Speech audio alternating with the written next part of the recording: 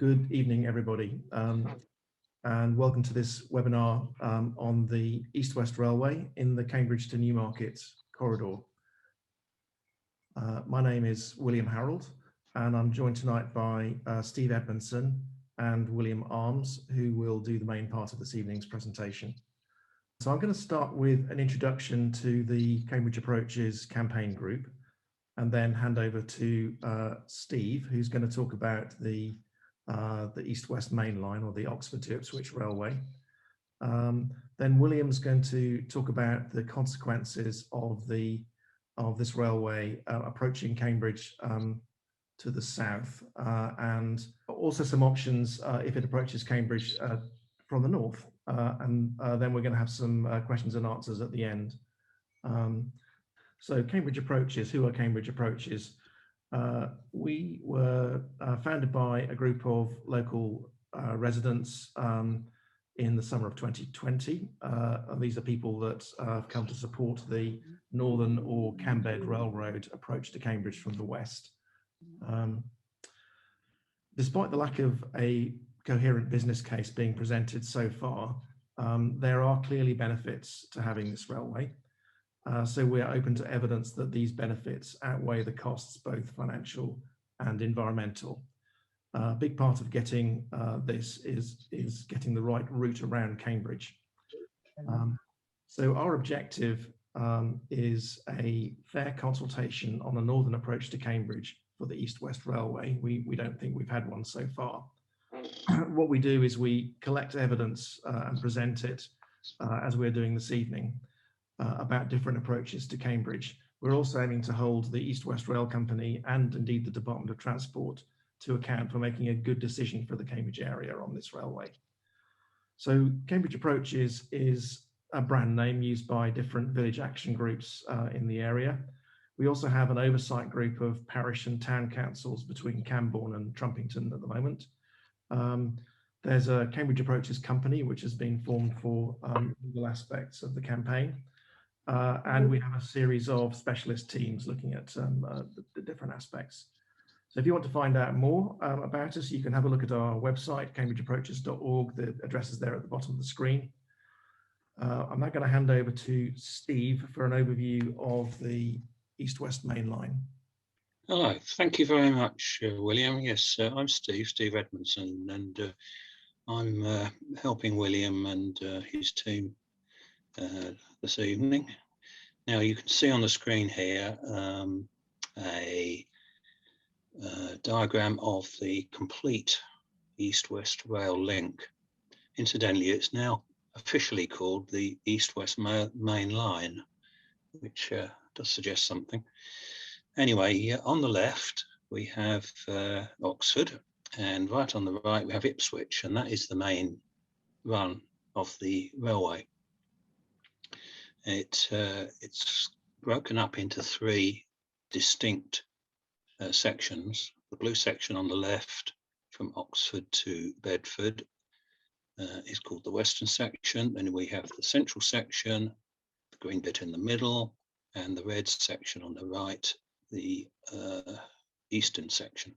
There's another link, another branch, if you like, going up to Norwich, which is not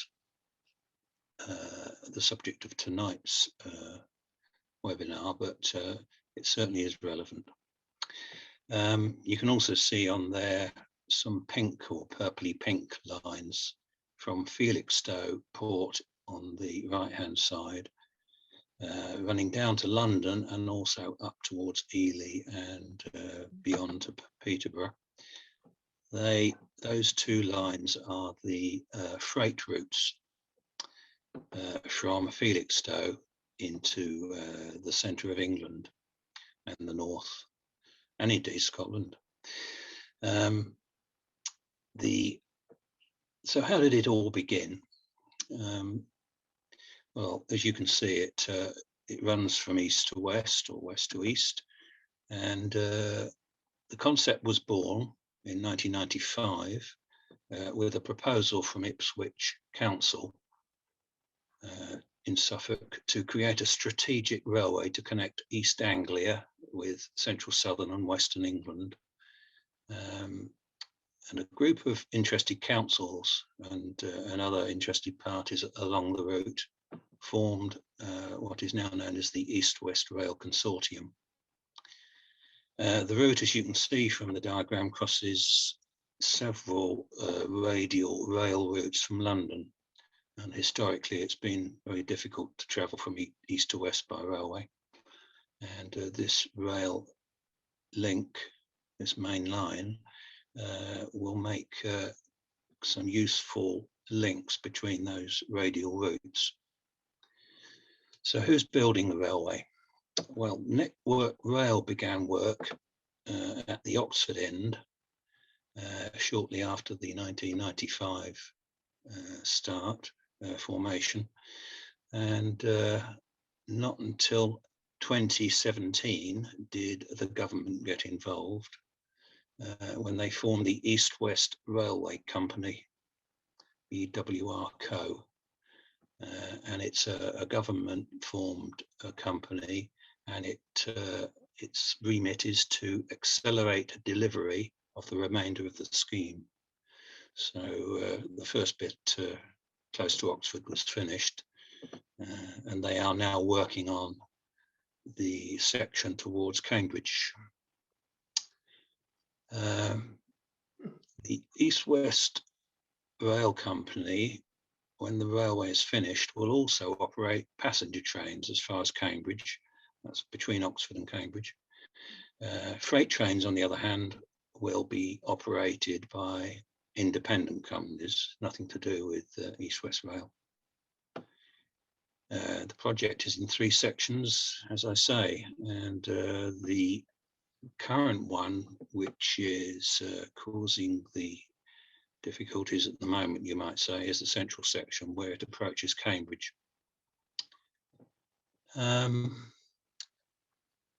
So the approach to Cambridge is from the west, obviously. The original choice was between north approach, south approach, and what was called the direct approach, which involved tunnelling under Cambridge. These were the first 3 ideas. These were put forward, I believe, by Network Rail. Incidentally, those three approaches would all have involved using the Newmarket line. That's the section between Cambridge and Newmarket, which we'll talk about in a moment. And sorry, I've lost my way there.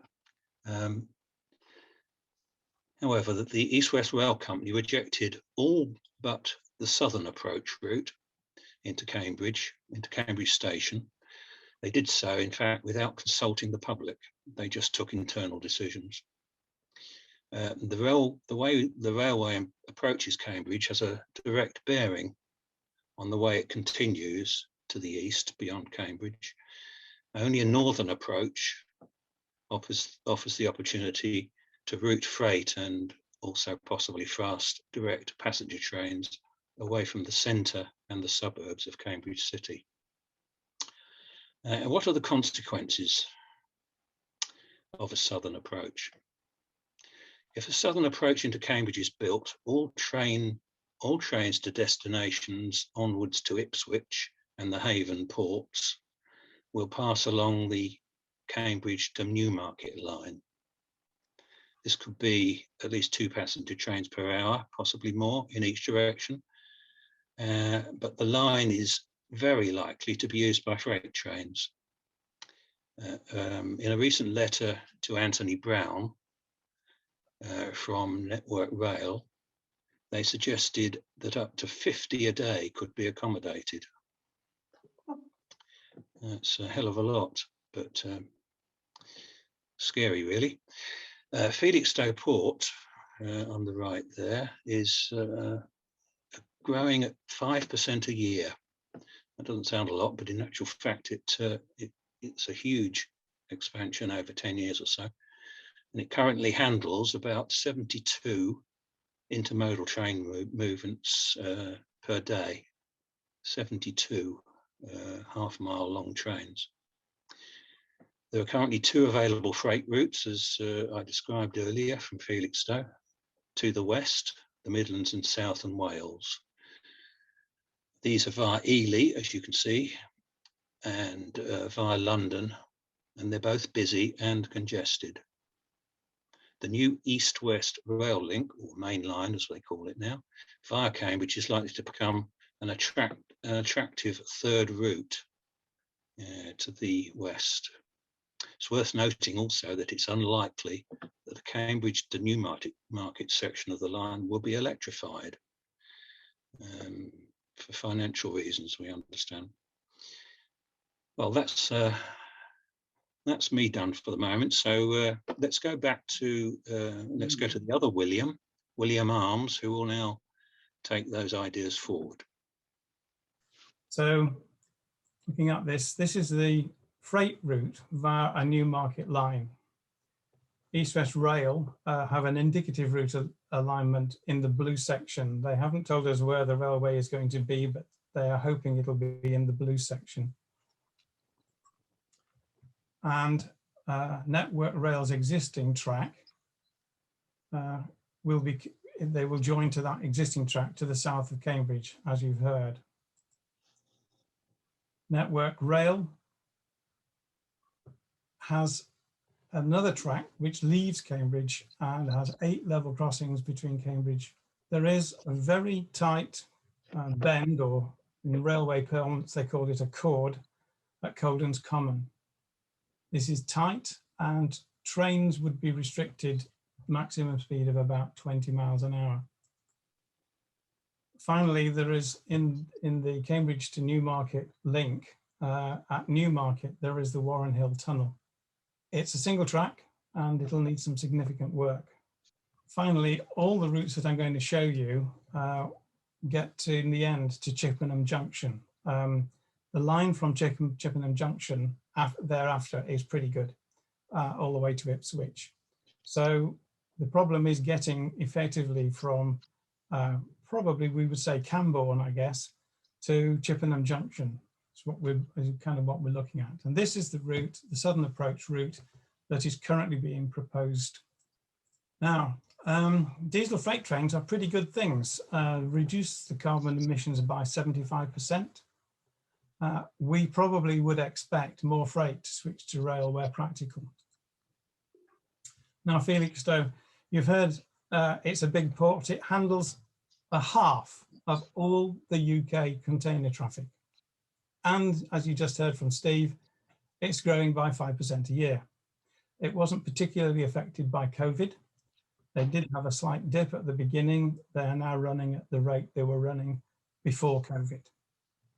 In January 2021, they were running 70 trains a day, 72 if you want to be absolutely pedantic.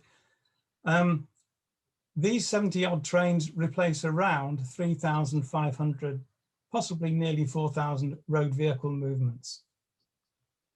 And they, in addition to the 70 trains, still have 5,000 road vehicle movements.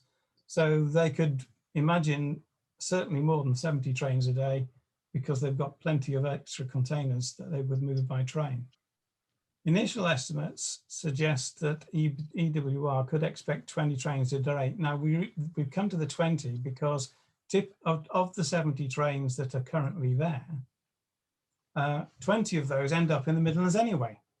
They just go around a very circuitous route to get there, because they either go to the north or to the south and then down or up the various additional lines. In addition, we've only talked so far about the containers from Felixstowe. Harwich is in the mix, and there's a fair amount of bulk or heavy loads that come from Harwich, including aggregates, grain, various other bulk loads. And they will be wanting to use the railway too for exactly the same reasons. And then finally, there's a possible operational issue when joining the Anglian Main Line. That's the line from Cambridge up to Ely. When you join from the east, a southern approach then means that all freight trains that are choosing to use the East West Rail route must pass through Cambridge Central. And so that's 20 odd trains a day with containers on, an extra few with bulk issues and so on. So And I'm going to hand back to Steve to have a quick run through what the operational issue is around Coldham's Common. Thanks, William. Yes, the diagram you can see now is taken from Network Rail's Cambridgeshire Corridor Study, which was published in February 2019. And it's a prediction, it's a, how can I put it, a design of the track layout that would be required to accommodate roughly those 20 trains. If there were more than that, I don't know what would happen, but it would be pretty difficult, I should think. The black lines are the existing tracks. You can see Coldham's Common there, and the line to Newmarket going off to the right, Cambridge Station at the left, and the Ely line north to south. The proposal is to add an additional track, 3.5 miles of additional track alongside the existing, as far as the Teversham level crossing, and with various points and so on. And this would allow for these very long freight trains to pause or stand still, let's say, while other trains pass, either passenger trains or indeed other freight trains. And while they wait for a suitable gap in the trains running on the main line.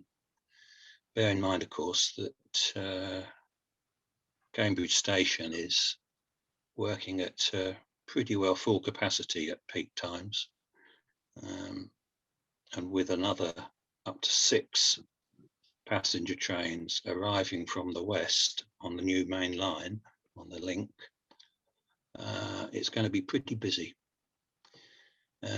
So, you know, altogether, we have a growing issue here. And this, of course, it also affects the whole of the line back to Newmarket, because that will remain predominantly single. And of course, as we said earlier, there are 8 level crossings on that line. British Rail, Network Rail rather, don't like level crossings, as you probably know, and they'll do their very best to get rid of them. Anyway, that's the situation at Coldham's Common. Back to William. So, if Route 1 is a southern approach, with freight via the Newmarket line, we're now going to run through the other options. A community-based voluntary think tank, Cambed Railroad, is led by 2 distinguished transport infrastructure civil engineers, who we've had the pleasure of meeting a few times now, and has a really extensive experience in the UK and the Far East. So they've built a fair number of railways themselves. This Cambed Railroad is chaired by County Councillor Sebastian Kindersley. Now, they have proposed a northern approach. We say northern approach if you think about it from the west. So if you're going to come from Bedford, their proposal is to join from the north. And we've got the reasons that they might do this would be that there are additional transport benefits. The railway would pass fairly close to Northstowe and allow passengers to be picked up and dropped off. There's a definitely reduced environmental and residential impacts to the west, a shorter onward route to the east. And for the eastern approaches, much more flexibility in what you can do. And because the section ends north of Cambridge, through traffic, if you arrange it to, can avoid Cambridge Central. The only way you would visit Cambridge Central is to come in from the north, and then if you wanted to be a through traffic, you'd have to leave again via the north. So effectively turning round, as we described it. So on a passenger train, the driver has to walk from one end of the train to the other. Let's have a look at this northern approach just quickly. The target is the not the East Coast Main, it's the East Anglia Main Line. I got that wrong earlier. East Anglia Main Line, that's the Cambridge to Ely line. And the Cambridge Railroad indicative route leaves Camborne at the north and joins to the north of Milton. And the red dot in the middle of that track is just about Oakington, where Northstowe is now going to be. To join the Cambridge Railroad Northern approach to the existing single track to Newmarket, you have to put in an additional chord. And that's just joining the East Anglia main line down to the Newmarket line. And we've shown it as a green stripe. We haven't looked at it in detail, but this is approximately where it might run. As with all the other ones now, this whole route ends at Chippenham Junction and connections east. Now, a third approach, keeping the Cambridge Railroad connection, we've discovered that we could put a small chord at Ely and use the existing bridge over the river. And therefore abandon the new chord at Coldham's Common, and then connect them using existing Network Rail track. Currently, the track from Cambridge to Ely is all twin, and the track from Ely to Newmarket is a mixture. The first half between Ely and Soham is a single track, and between Soham and Newmarket is twin. Again, they join at Chippenham Junction, and everything from there on is the same. The next scheme would be to put a link in halfway between Cambridge and Ely and go across to Soham. So there's the dual line up to Ely, followed by a link across to Soham, and then down to Newmarket and Chippenham Junction, and then away again to the east. And the fifth one, which is quite a lot different, is what we've called a freight bypass, which is an idea to follow the A14 as a transport corridor. Again, we use the CBRR indicative route, but we build a flyover over the main line up to Ely with cords to connect for traffic, passenger traffic, to connect to the Cambridge Ely line and allow passenger traffic to visit Cambridge or Ely, so that goes east or north or south. And then we put in a new track following the A14 transport corridor all the way through to Chippenham Junction, and it allows freight trains to pass Cambridge at full speed. It's an attractive option, but it comes at a price. You need to build the flyover and an extra chunk of new track. Now, we've prepared a short table of differences between the comparison of the 5 routes that we've looked at, really to try and get some idea of how much different they are and how what the implications are. And the main one, I guess, is the amount of new track. So the East West Railway proposal needs 16 kilometres of new track.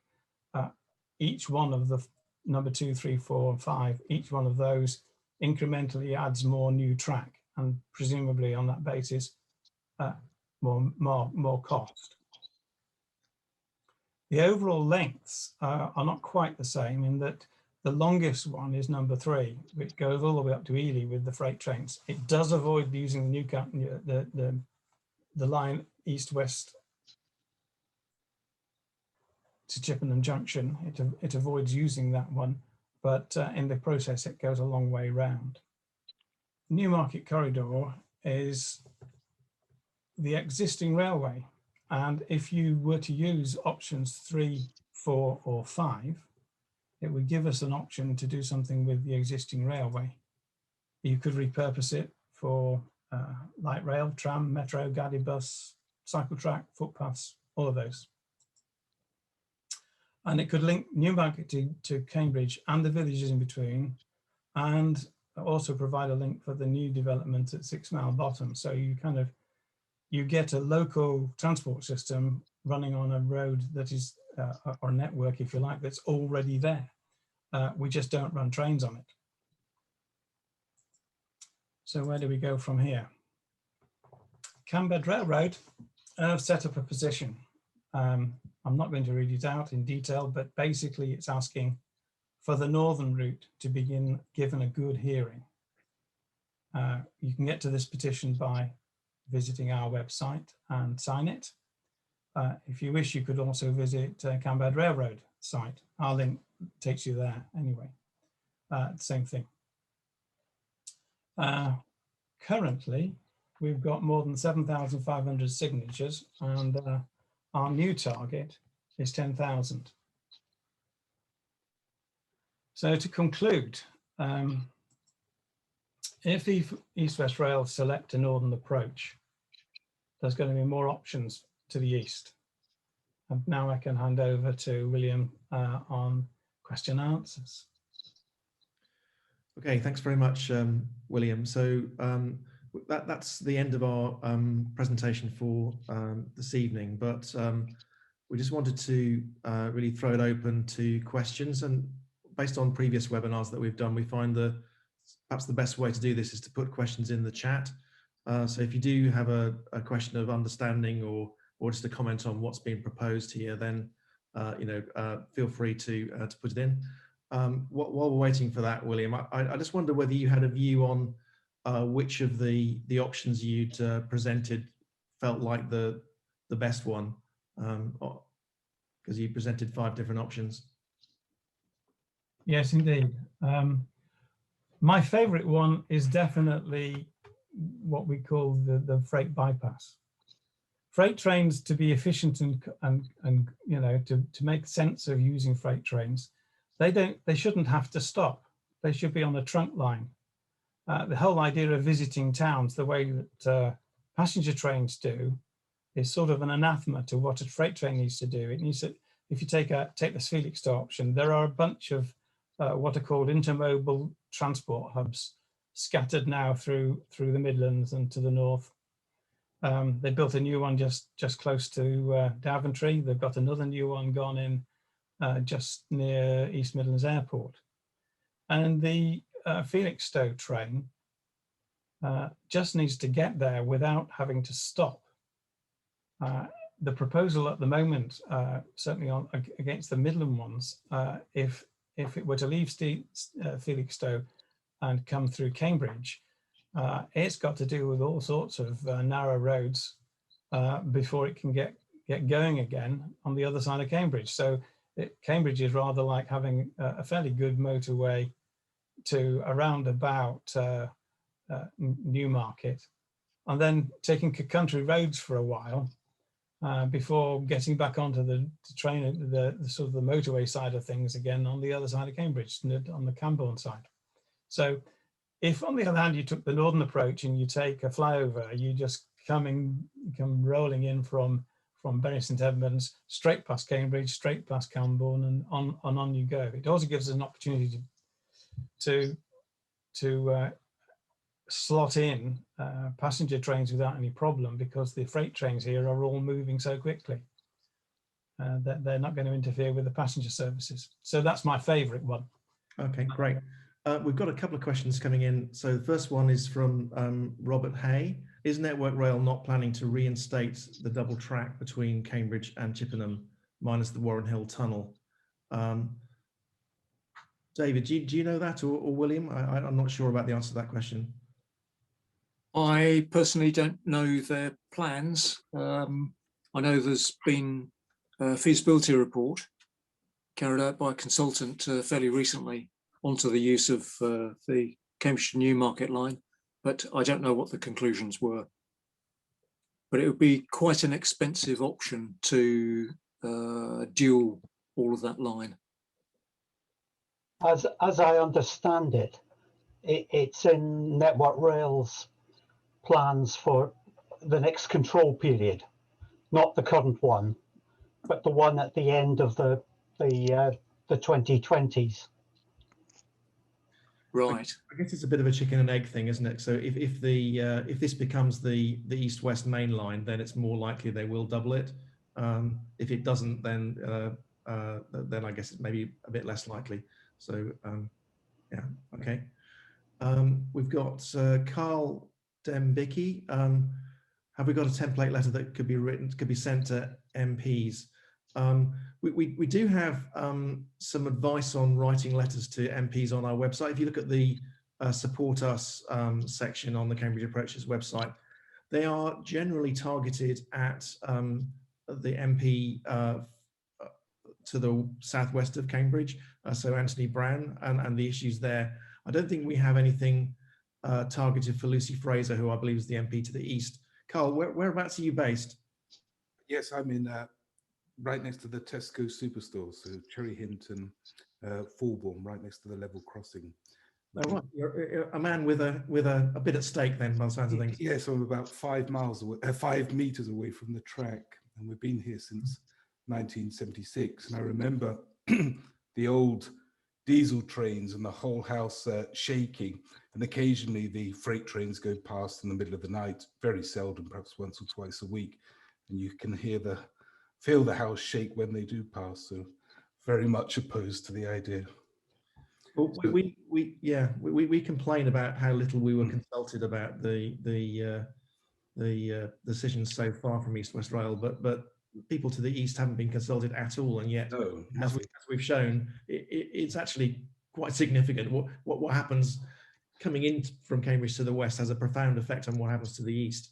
So there is a consultation coming out, we are told, in the next couple of weeks. So if you keep looking at the East West Rail website and our website, I'm sure we'll have an announcement.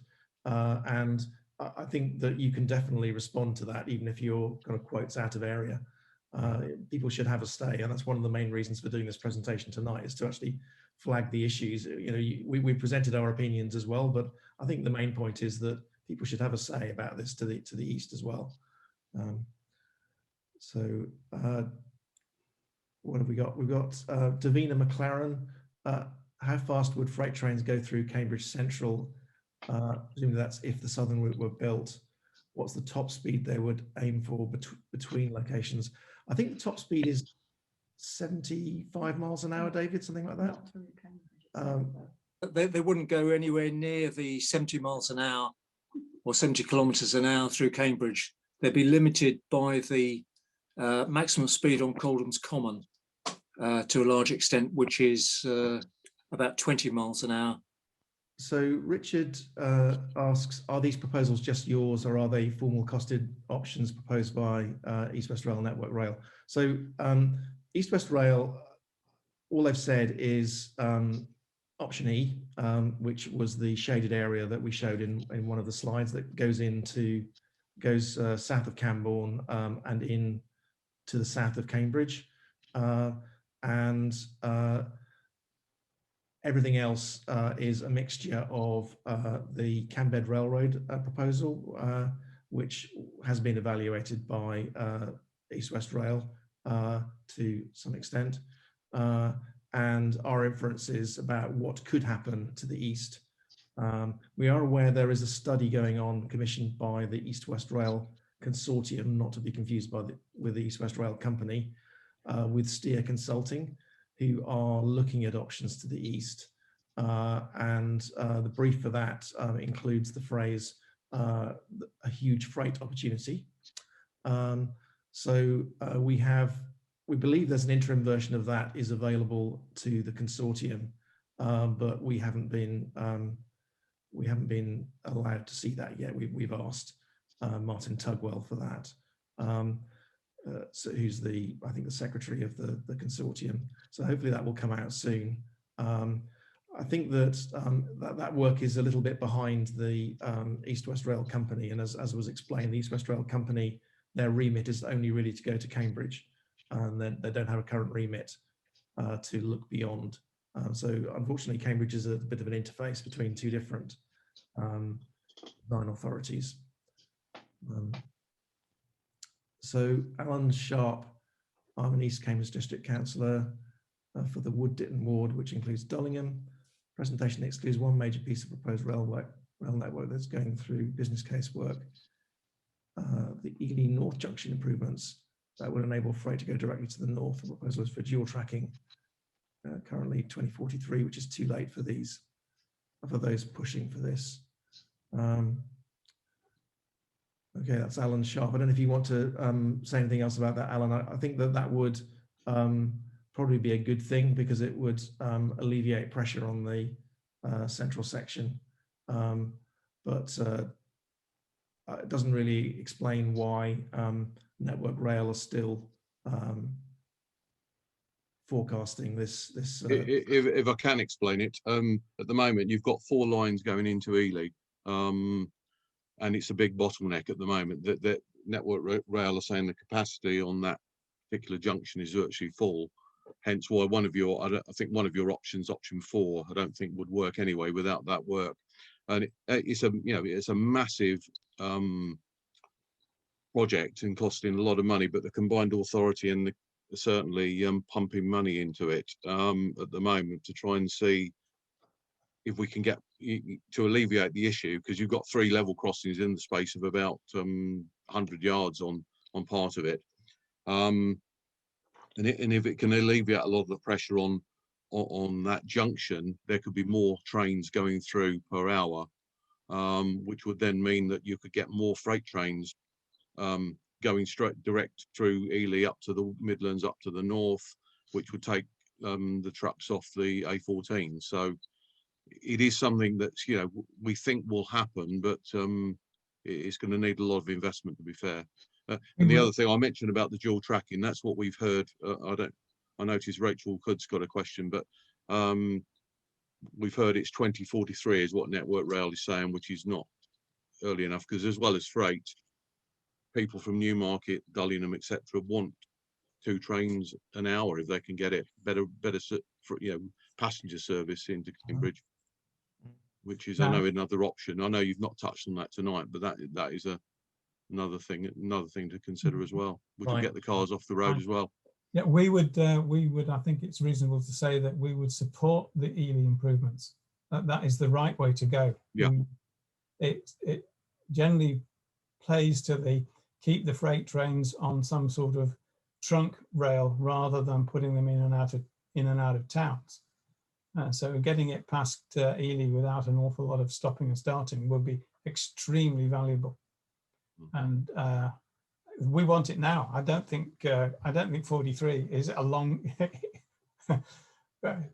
Boris 43 is too long. I agree with you. Yeah, well, 43 is a long way out. Boris wants us to be decarbonised by 2030. So maybe speeding this up would be useful. Yeah, I think thank you. The Felixstowe to Nuneaton line, it's kind of feeding container traffic from the port to the distribution centres, sort of up in the Golden Triangle up there. There are quite a lot of there are now distribution centres starting to appear further south. The Golden Triangle's moving south, so that if this thing is built with a southern approach to Cambridge, then it will become attractive for rail freight operators to go on the east-west main line rather than the Felixstowe to Nuneaton, because it's just shorter. And there's also supposedly 1 million houses being built in the Oxford to Cambridge arc, and they're going to need bricks and materials from somewhere. So that's another reason why we might see freight coming in from, probably bulk freight coming in from ports. Apparently a lot of bricks are now imported, would you believe? So I think there's a number of reasons why we could expect this east-west main line to have quite a bit of freight on it if it's built. So we've got Rachel Hood. Yes, an assumption there will be a new settlement at 6 Mile Bottom. However, there appears to be no understanding or concept of the importance of Newmarket to UK PLC, international historic home of horse racing. Right.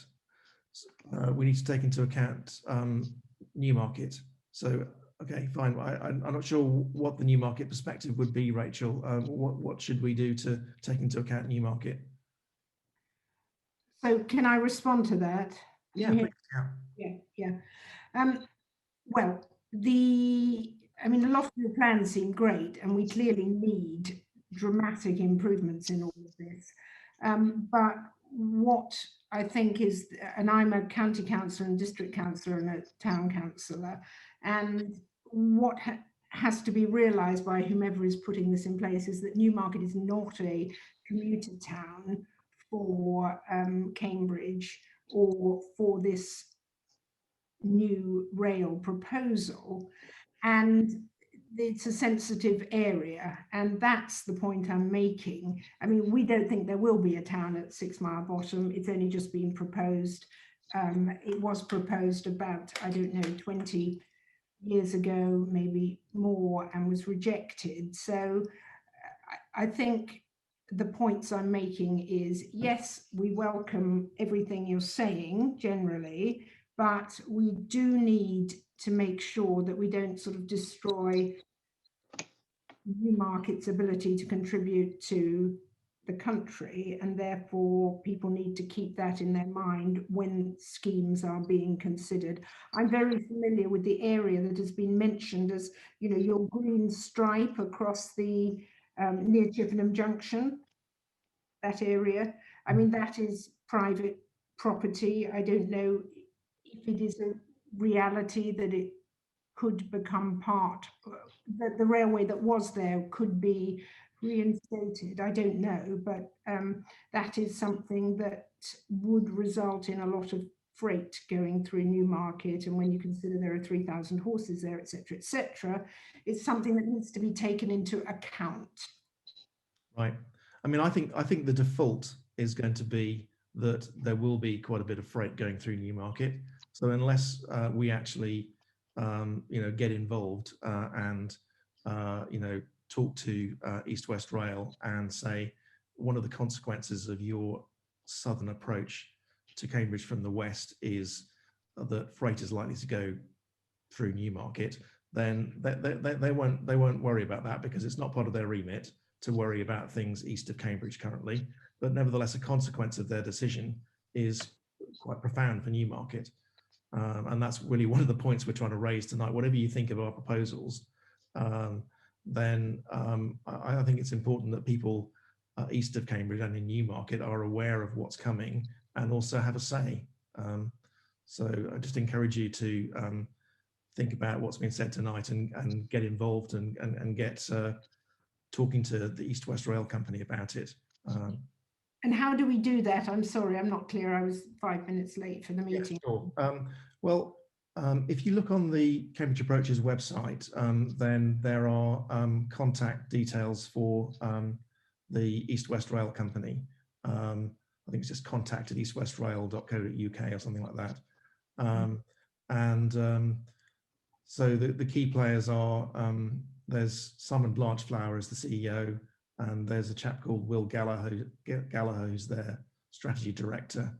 And then they work for, and they're really part of, the Department for Transport. And the first port of call there is the Rail Minister, who is a chap called Chris Heaton-Harris. Again, his email address is on our website under Support Us. We luckily we had the opportunity, organised by our MP Anthony Brand, to present to Chris Heaton-Harris on the back end of February, and we presented our concerns largely about what was happening to the west of Cambridge, but there are lots of arguments for having a northern approach. Just thinking about the west, and we're still waiting for him to get back to us about that. Through our MP. So so it's Chris Heaton-Harris and the East West Rail Company. There's also the East West Rail Consortium. I'm not sure if we've got contact details for them on our website, but they're there. So let me think about the contacts for the East West Rail Consortium. So can I just add something there, William? If you look on the East West Rail Company website, you won't see any mention of anything that might happen to the east of Cambridge. It's a bit distressing, really, because they're they're almost in denial about the consequences of what they're doing. And if you write to them and make the various points that quite likely you're going to, you can expect some sort of very neutral and non-committal responses.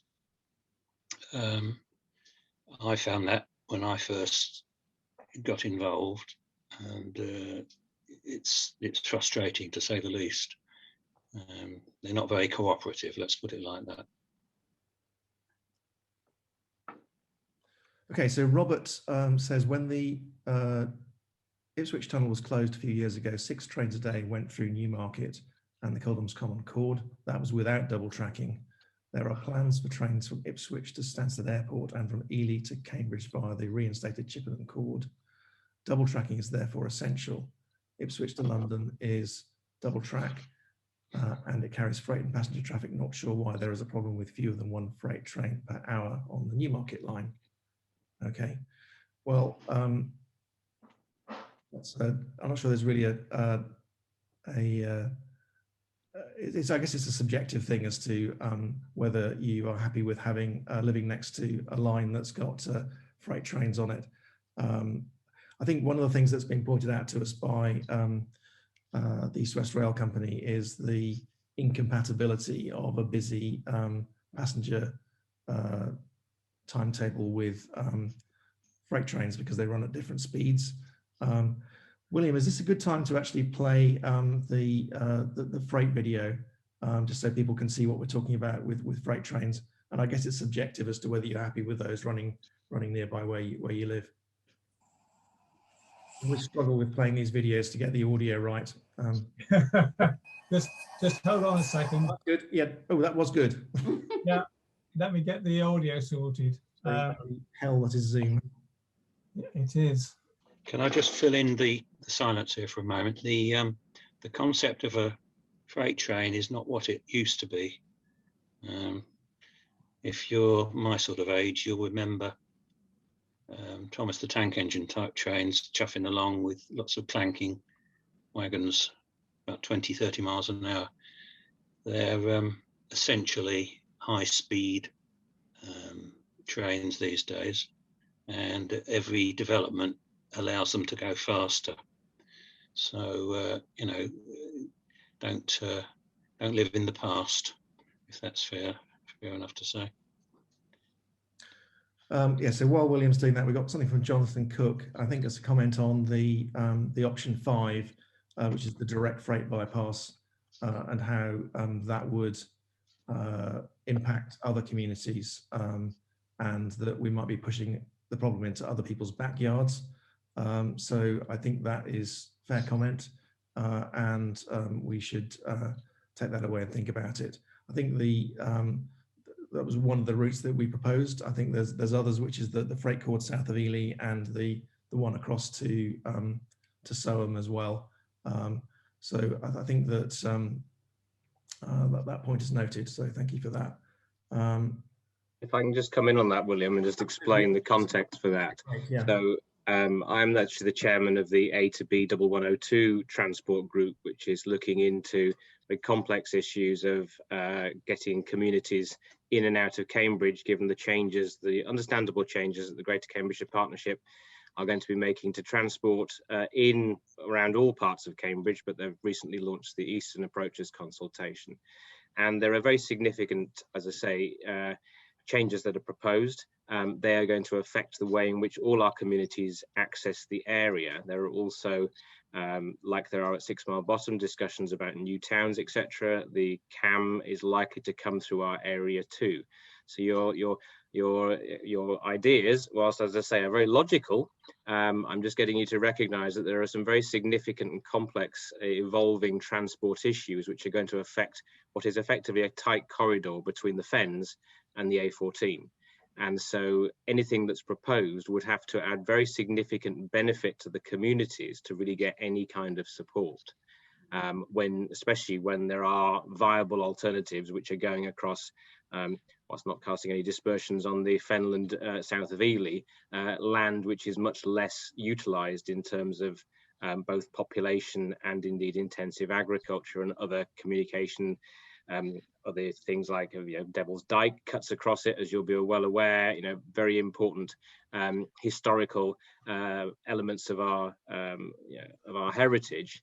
So I'm just, I guess, just highlighting the point that there is clearly, yes, it's not helpful to have a dog leg and all the impact that has on the speed of moving freight.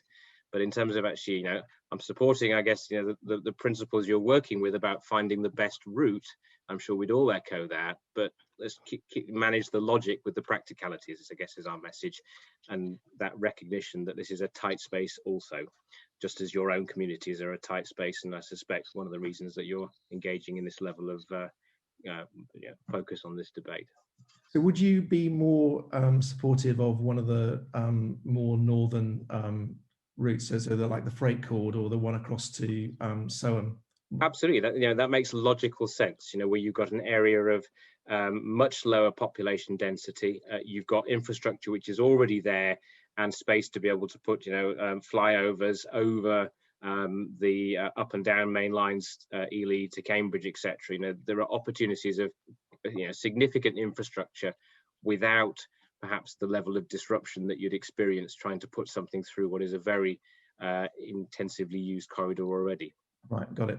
So do you understand our point really is that if East West Rail Company, whose remit from Department of Transport is currently up to Cambridge from the west, decide on a southern approach, then those possibilities disappear really, because you'd end up with a complete sort of sine wave going all the way south and then all the way north. So if you're looking at transport issues around Cambridge, then I really encourage you to get involved with the East West Rail decision, because it's fundamental. It doesn't seem like it, but it is fundamental to a huge piece of infrastructure that's going to affect the Cambridge system. Our view is that we have to work together on all these solutions, because whether you're coming in from the west, the north, the east, or the south, we're going to all be collaborating to find alternative ways that avoid motor transport and enable us to get round the city fast. So yes, entirely keen to contribute to the debate. If we can all keep on that sort of logical, rational approach and understand the impact that it has from all sides of the compass, I think we'll all get on much better and find a better solution. Okay, great. We've got videos now, William. Oh, let's have a go. Yeah, absolutely. Yeah. Bound to work.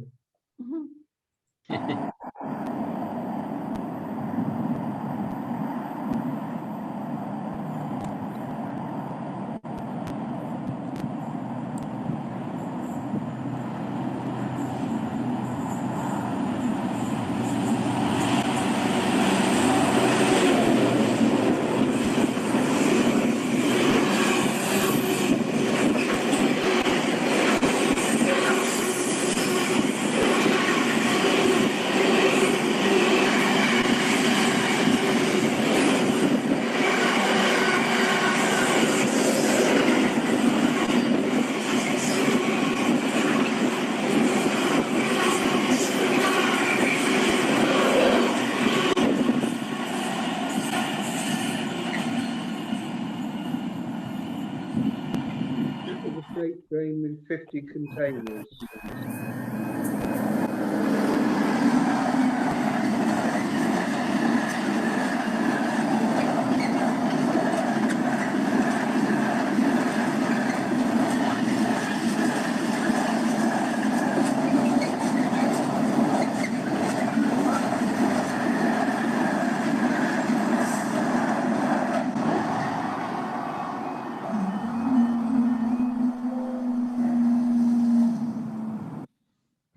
Brilliant, William. That worked really well, I think.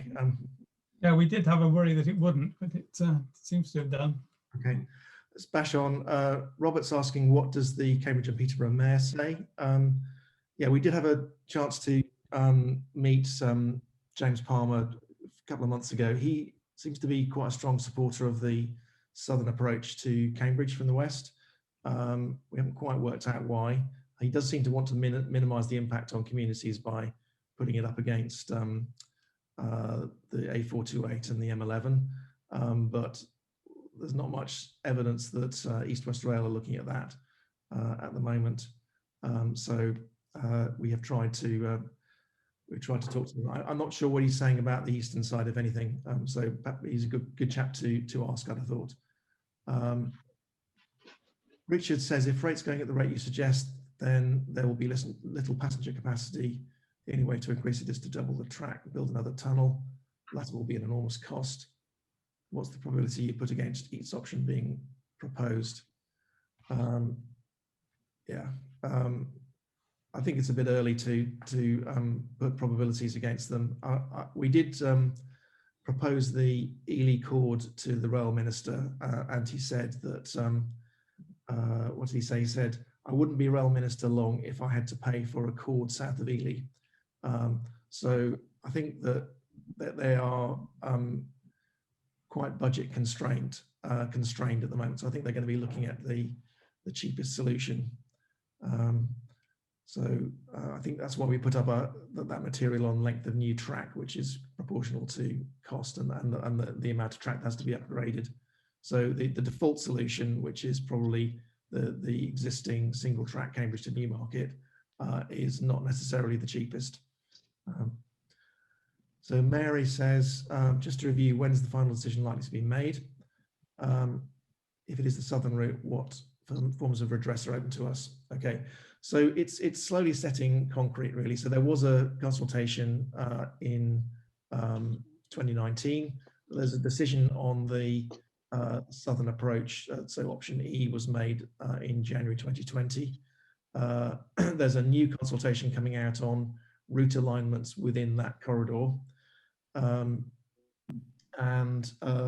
Cambridge approaches are challenging that previous decision and lobbying for a fair consultation on a northern approach, which is the petition that we talked about. So if you want to sign the petition, then do go on our website and find the link. I mentioned also that Cambridge Approaches has a legal aspect, so we are in the process of preparing for a judicial review of the next consultation when it comes out. And if you want to support us in that, then there are fundraising links on the Cambridge Approaches website. The timeline, I think, is next consultation opens imminently, will run for 11 weeks. Then there'll be a decision nominally on the route alignment within that corridor. Then they go into a planning application. And then after that, they'll start building in about 2025. So we've got Jim Chisholm.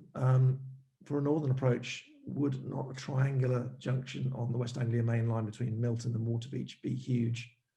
And how would it cross the proposed Cambridge rowing lake? Okay. So triangular junction between the West Anglia main line between Milton and Waterbeach be huge. David, do you want to comment on the junction between the CBRR route and the West Anglia main line?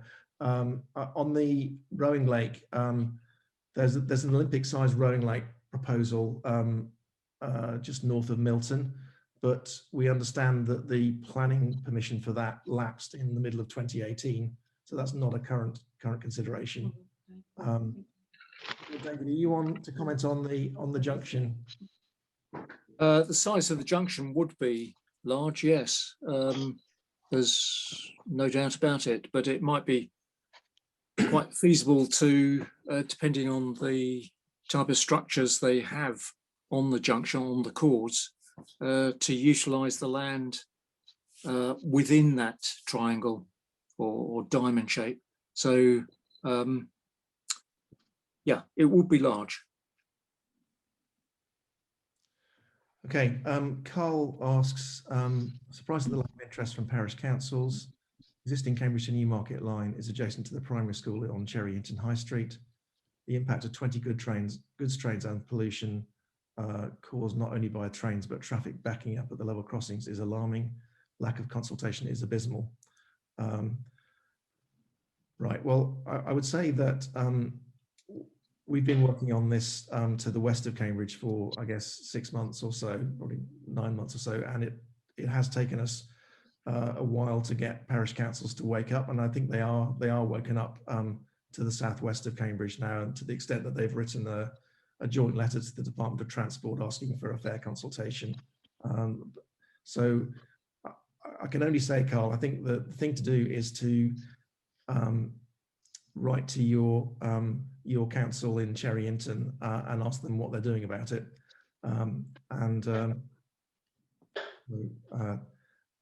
Yeah, and I think if you take one message back from this evening, it's that there is a consultation coming, and you can be involved, even if you're out of area, because you will be affected by this, as we've explained.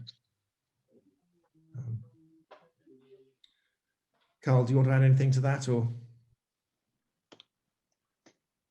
Yes, no, I agree. It's I haven't heard anything from Fulbourn or Teversham or Cherry Hinton, and I certainly will be writing to Lucy Fraser and bringing it up with my local parish council. Just it's rather shocking, really, just to have found out about it recently.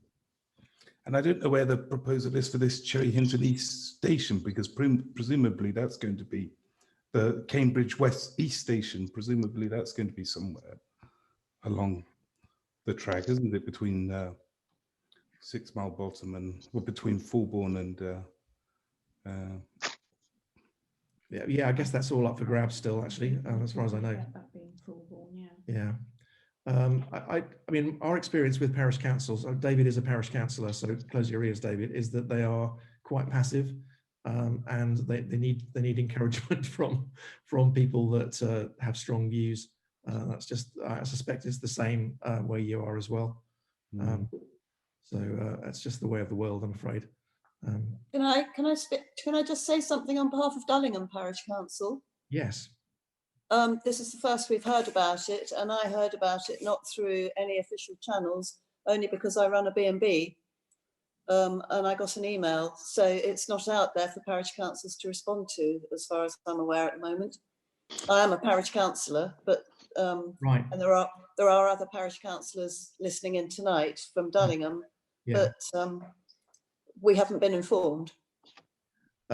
Well, there is a consultation coming up, and there was a consultation 2 years ago, and it was all to the west of Cambridge.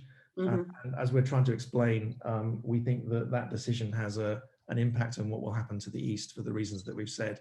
So I would encourage you to, you won't be consulted, but I would encourage you to actually put in your opinions anyway. Yeah, I mean, obviously it will affect Dullingham, so we have a station. So yeah, absolutely. Yeah. Okay. And a delightful station it is too.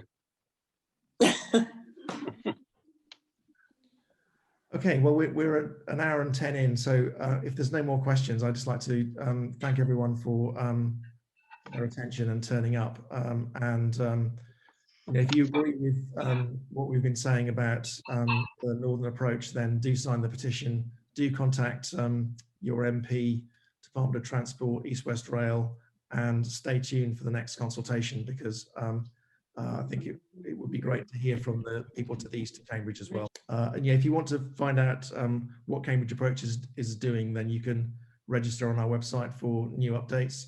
It's kind of an easy thing to do as well. Yeah, thanks very much, everybody. And thanks to William and Steve for the presentation.